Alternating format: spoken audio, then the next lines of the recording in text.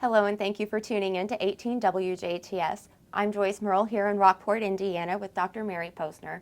Mary, thank you for answering our call and having us here in your office today. You were an instrumental part in organizing efforts during the Vietnam War in Indiana, and I just can't wait to hear you tell us about it. You appeared in a documentary on PBS last night, and I would like for you to start off by telling us how that came about. How were you brought aware of this documentary, and how did you get involved? Okay, well, it's a rather convoluted story, but it began in 1969 when I began to realize that the war in Vietnam was an unjust war and we were using terrible means to kill civilians, and I decided I needed to step up and oppose the war.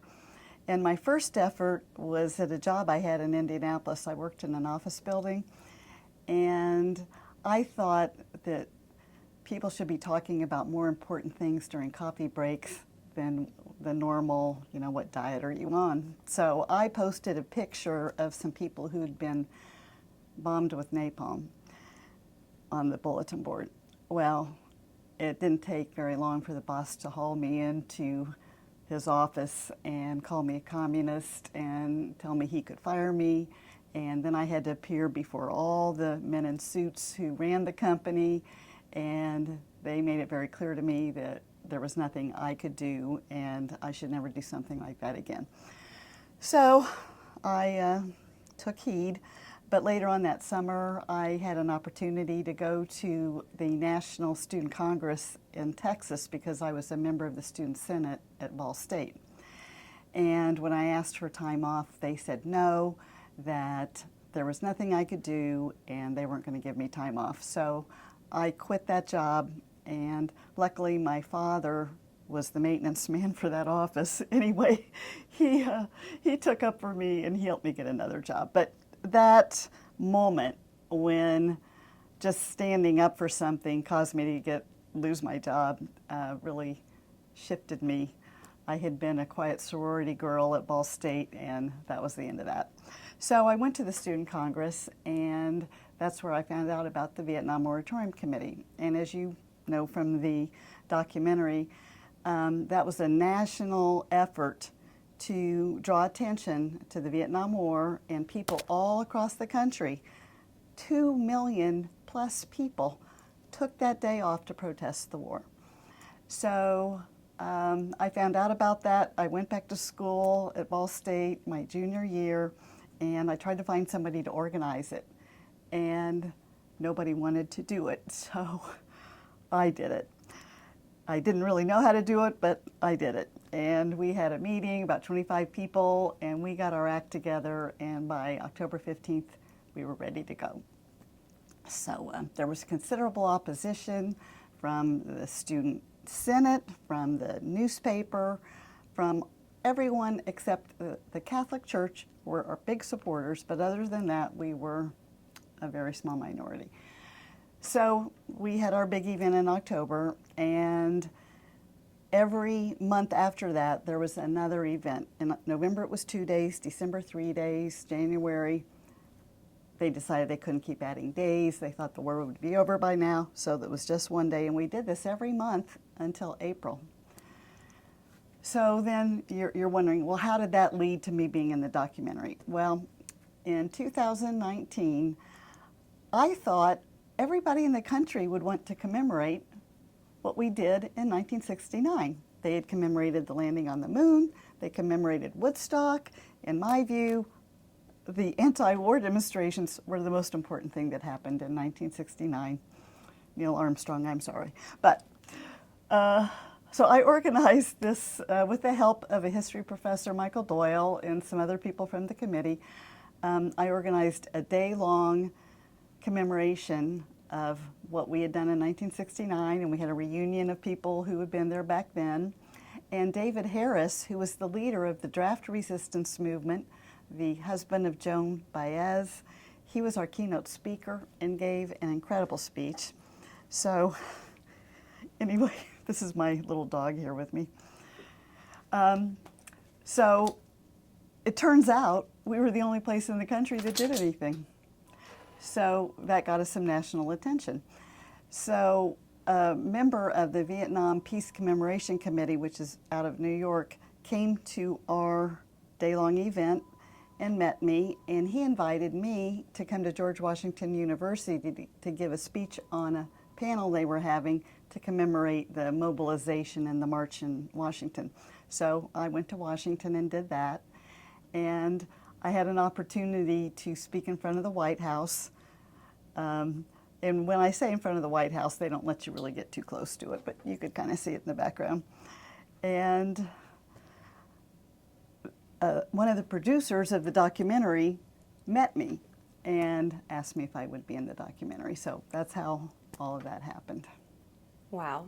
One college sorority girl's decision to stand up and fight against what was wrong led to all this change and all this movement and inspiration. And we've talked about it already, but I am absolutely fangirling here because, especially in the world we live in, I think it's especially important for our young people to see an example of what it's like to stand up for what's right, to know how to find that bravery. And you giving that to so many women is just incredible. Well, I really appreciate that. And I have to admit that one of the more moving experiences I've had was I gave a speech at Ball State, and there were a lot of students there, and I talked about what we had done and what I had been through personally to do it. And a lot of young college students came up and wanted to give me a hug and told me how much it meant to them that I had done what I did. And I wasn't really aware at the time how significant it was. I just knew it was the right thing. Absolutely. If you could say one thing that compelled you to stand up and do the right thing, other than knowing that it was wrong, what inspired you to say, this isn't right? Well, honestly, it really was seeing those pictures of the victims of napalm. It was horrendous what we did to people. And I had a strong religious faith, and I just believed that was wrong. And from that, I started studying what was going on in Vietnam, and the more I learned, the more convinced I was that what we were doing, there was no justification for it. 3.8 million Vietnamese died in that war. Over 55,000 Americans. Now, the wall, the Vietnam Memorial Wall, is 482 feet long. If we included all of the people who died in that war, it would be 8 miles long. My stomach just turned. Yeah. It's a really stark reminder that even though we may be from different countries and speak in different languages, we are all human. Yes.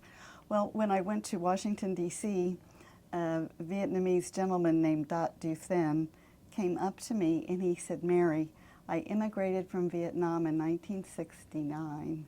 I want to thank you for what you did. and that was another one of those moments. Where you realized just how much of an impact that your one decision had. Yeah.